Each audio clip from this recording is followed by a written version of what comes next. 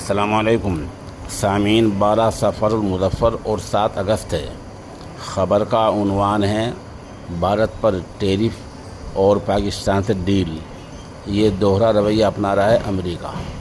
چنانچہ امریکہ نے 24 گھنٹے پہلے بھارت پر 50% ٹیکس لگانے کا اعلان کیا ہے۔ وہ یہ پتہ چلا ہے کہ اگلے چند ہفتوں میں پاکستان کے فوج کے چیف عاصم منیر امریکہ کے دورے پر جا رہے ہیں۔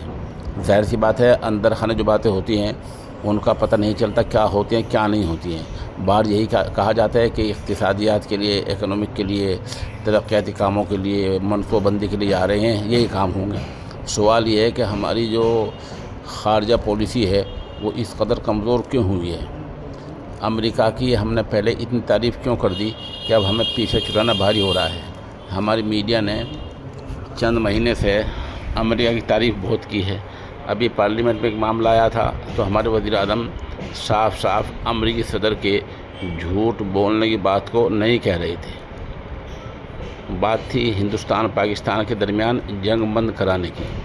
جب اپوزیشن نے یہ معاملہ اٹھایا تو مودی نے صرف اتنا کہا کہ اس جنگ کو بند کرانے میں دنیا کے کسی بھی لیڈر کا ہاتھ نہیں ہے، جبکہ ٹرمپ اس وقت تک 2 درجن سے زیادہ بار کہہ چکے تھے کہ میں نے پاکستان اور بھارت کی جنگ رکوائی ہے۔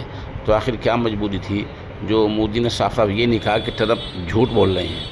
اس طرح کا جو ہماری پالیسی رہی ہے اس سے ہی حوصلہ پا کر امریکہ نے آج یہ قدم اٹھایا کہ ہمارے اوپر 50% ٹیرف لگا دیا ہے اور پاکستان سے وہاں کے فوجی افسر کو بلا کر ڈیل کر رہا ہے۔